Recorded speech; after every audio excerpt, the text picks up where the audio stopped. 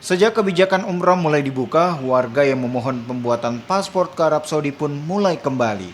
Mereka yang berencana melakukan ibadah di Tanah Suci berdatangan di kantor imigrasi.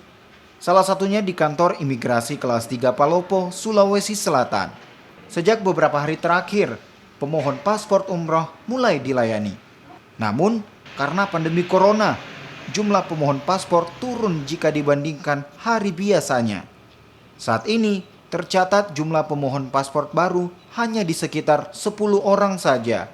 Untuk saat ini di kantor imigrasi Palopo belum ada lonjakan yang signifikan, hanya baru beberapa orang saja yang mengurus paspor untuk keperluan umroh. Pelayanan kita pun semenjak pandemi ini hanya berkisar 10 orang ke bawah rata-rata per hari. Perharinya sekitar seminggu, kalau kita rata-rata seminggu paling ada 20 paspor setiap minggu. Selama pandemi corona, pihak imigrasi Palopo menerapkan protokol kesehatan dalam pembuatan paspor. Calon jemaah umroh pun tak semuanya datang.